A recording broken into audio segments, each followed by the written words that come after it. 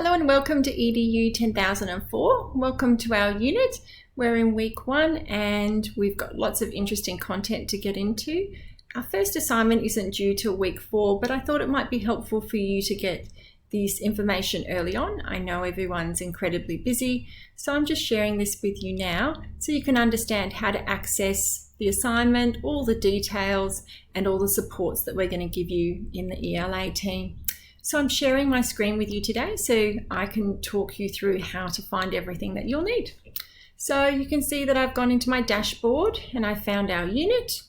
We've got announcements, our modules, our weekly discussions. I'm just going to click on assignments and we're going to head to assignment 1. Assignment 1 is called Presentation Story of Learning. We have a word limit of 500 words plus or minus 10%. We have a weighting of 20%, nice gentle weighting, and our due date isn't until Monday of week 4. So let's have a look at some of the details here.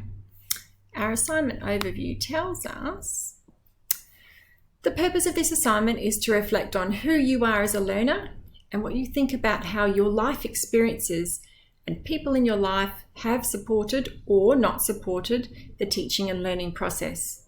This is how theories of learning developed when theorists wondered about the complex ways that learning takes place. This assignment requires you to create a presentation that tells a story about your learning and makes some of these processes learning invisible. You can write and present this story in interesting and creative ways by using photographs, graphics, images, such as one might choose when creating a picture book. Please note that you will not be creating a book for children. This will be for your ELA. It will be a story that is a really excellent tool for you to show us what you understand about learning, but it won't be for children. I do have some exemplars to show you that will make it really clear. The presentation can be a story that's either real or imagined. This is not a report or an essay. It's a little bit different, so we've got lots of supports to help you through. Your story will reflect your experience with learning, so it can be formal or informal. The learning experience of someone you know. It can be entirely fictitious. It means that you have lots of different options when you're attacking this assignment, and you can write the assignment from the perspective of the learner, the teacher, both, or even third party like a narrator. These are your views and not the views of others. However, you will be making links to the learning materials. A key part of this assignment is that the processes of learning are made visible and you identify how complex these processes are. I imagine that this will be a real key to your assignment. Is learning simple or is learning complex? Remember that. Okay, be sure to articulate clearly who and what informs your views, the people around you, perhaps teachers, people in your family, friends, the literature from the unit readings, and your life experiences. So let's get into the details here. Pop up so we can read it. Assignment details. This is an individual assignment and you'll need to submit one document. So you'll use Word or you'll use PowerPoint to create your presentation. We're then going to ask you to save it as a PDF. This is for 2 reasons. We need it to be under 50 meg for our grade center. And also when you submit, if it's in Word, sometimes what can happen is your lovely images and text can shift around when it's submitted, and we like it to be nice and precise. So I've got some links that will help you know how to create a PDF. Okay, our presentation. So you're going to create a presentation.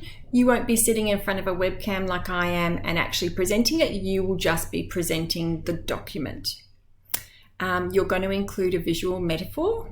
So in week 1, we do this as a team. It might be that you find a metaphor in week 1 and it really suits your understanding of learning and you might use it in your assignment. Tick that box. Excellent. I'm on my way. So you'll be thinking about when it says here the word drawing, so this is in relation to your metaphor. So drawing could be a drawing, an image, a photograph. It can be from the internet.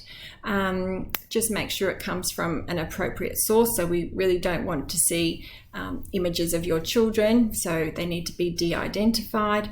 So it can be a drawing or an image, absolutely can be from the internet. And again, week 1 will help you with that. So where do your ideas come from? And what does this metaphor make you think about?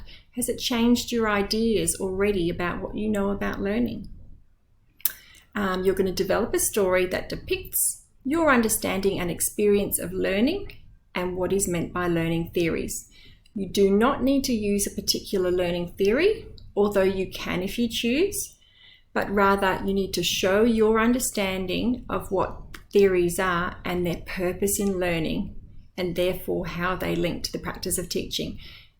Don't be too worried about that. That's going to become evident a little bit later in this video. I imagine that you'll be telling us that you're understanding more and more that learning is complex.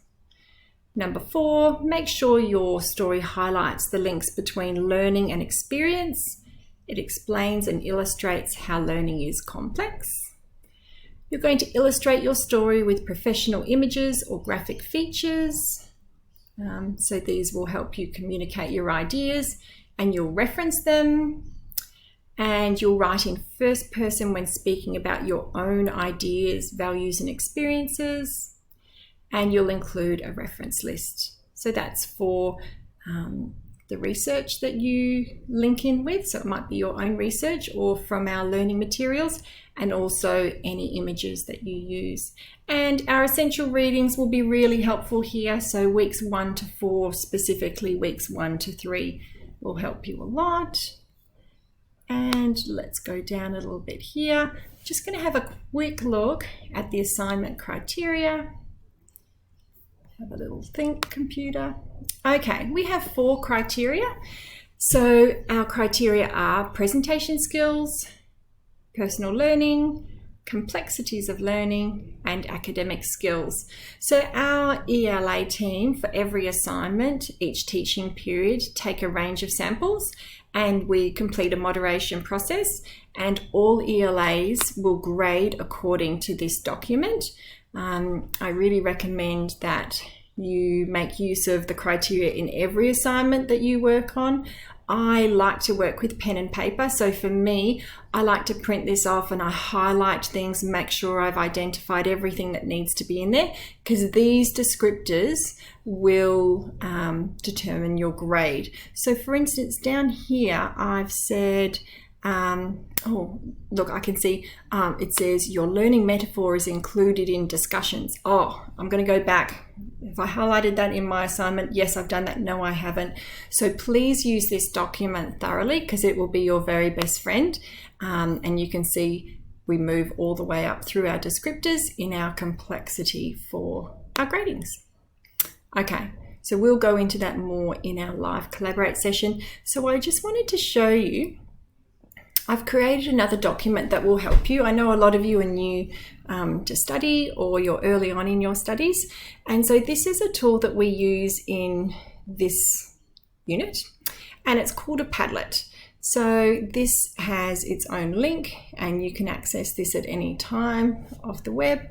And it's a pretty simple program, and it's just a way of organizing information to share. So it's set up in columns, so hopefully it's really easy for you to access the information you need and when you need it.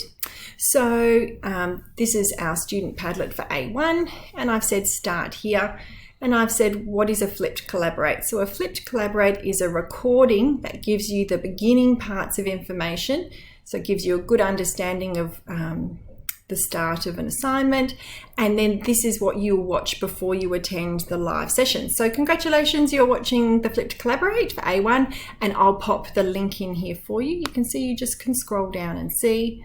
So the model means we're going to ask you to watch any recordings before you attend the live sessions, just so we're all on the same page. What kind of supports are we going to give you for A1? So you're watching the Flipped Collaborate video, awesome.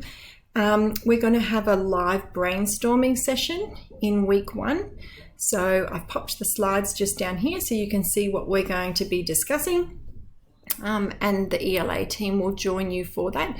That will be recorded. So if you can attend, that's wonderful. If you're incredibly busy and it just does not work for you, not a problem.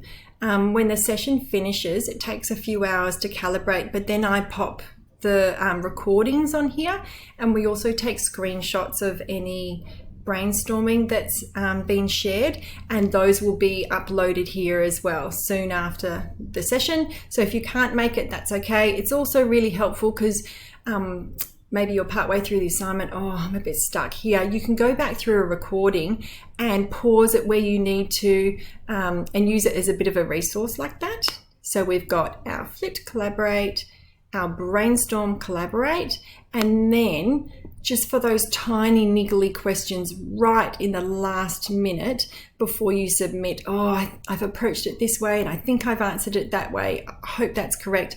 If you've got a really specific question, you can turn up. We've got a very quick 30-minute check-in session just before submission in week 3. And so you can just ask the ELA team for the details on that.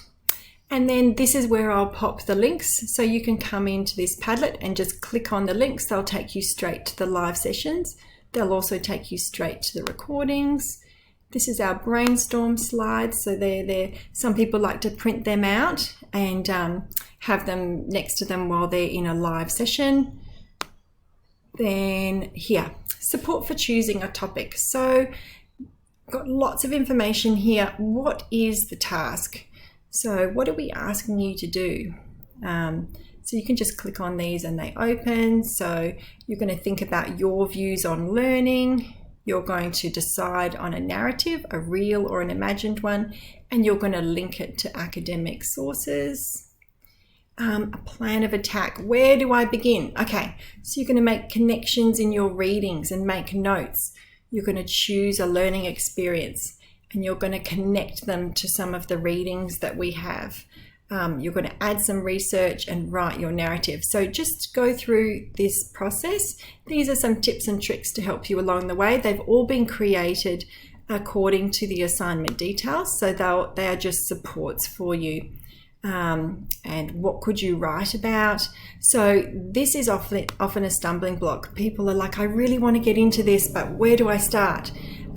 So what will you talk about? So you can talk about your learning, someone else's learning, someone else who looks different to you, puppies or horses, adult learning, child's learning, your learning every day, probably using new programs and new ideas and new technology, learning with Swinburne Online. So I've got quite a few supports here on what you might decide is your narrative. And I've just popped these here. There's 4. Sometimes if you really get stuck and don't know where to start, these are some ones that come up time and time again. And it's because they're useful topics for demonstrating the complexity of learning. So for instance, it might be a story about something that you learnt at school by doing or moving, which is active learning. Maybe it was training your dog, so using rewards and repeating information and behaviors.